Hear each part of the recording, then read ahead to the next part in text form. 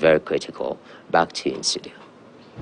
Right, Noah, thank you so much for that. Now, the taxation regime in the country will need to be thought through to avoid killing the manufacturing sector. These are the sentiments of manufacturers who now say the current regime could continue to stifle growth in the sector as consumers opt for cheaper imported goods.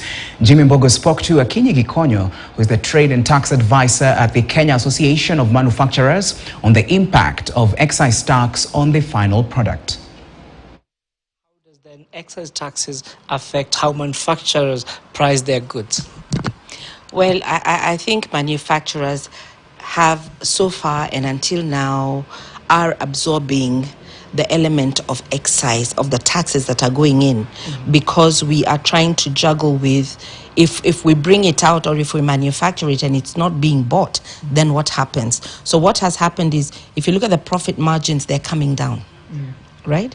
To a point where is it making any business sense? Okay?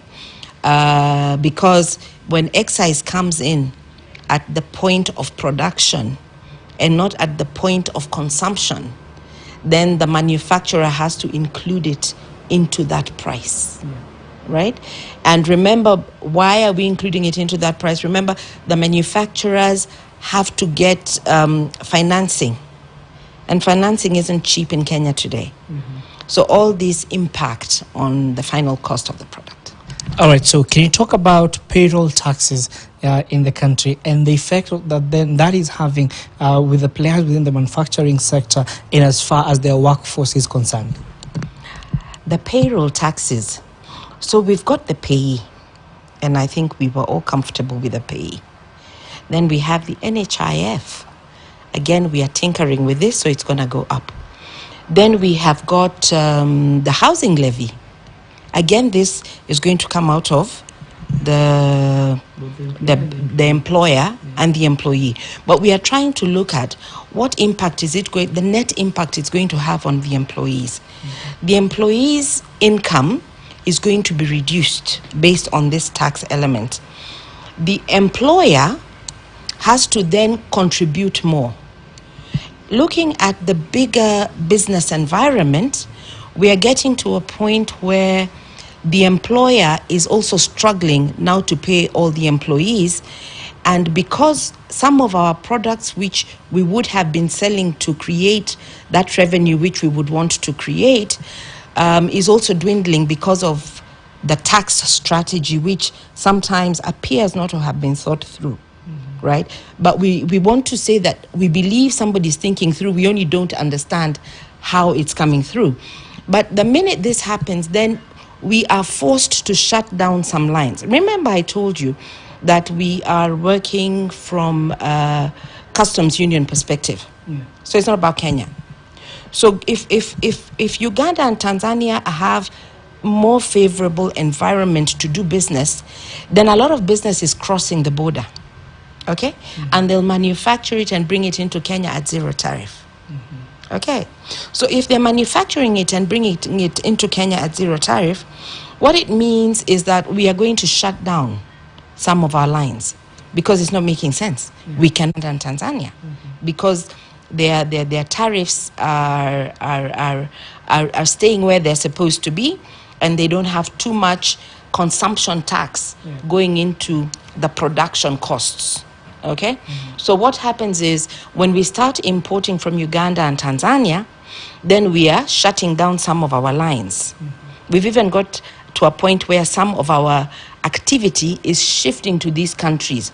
Now, when that happens, it means that we don't then need all the employees.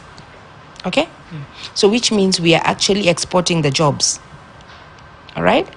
And back to what happens with the taxes, we can then not afford to keep all these workers and give them a decent package to take home. So what happens is they drop you and Akinyi, right? And keep one person so that they can then give him a decent pay, right? So what this means is we're actually losing, government is losing tax because the people are not working. We have to send them home, right? We are losing jobs for our people probably creating for the next country. And even for us, our corporate tax then goes down because our production has reduced.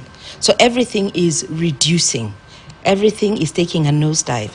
And it's important that, you know, we review that position. And that's why I'm saying I don't know the thinking of those who are advising policy.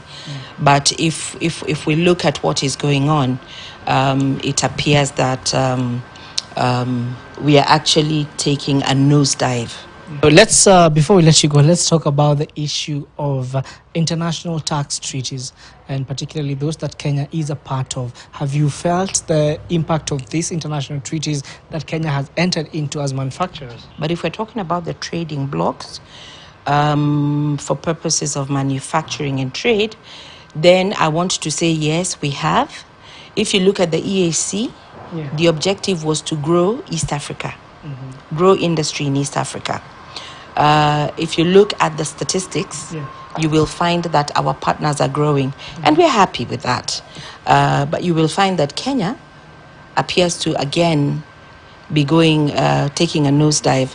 And I want to keep it as objective as possible, where we are saying our partners are growing because they are now able to produce by themselves, which is a good thing. And again, why Kenya would probably be stagnating, one of the reasons is because East Africa is all producing the same thing. We are all producing edible oil.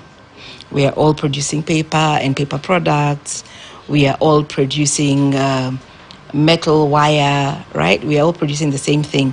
So you find that we are then not trading within ourselves because everybody has what everybody needs to have. All right, thank you so much for that, Jimmy. And that conversation will be going on in our Transform Kenya program today. It's from 6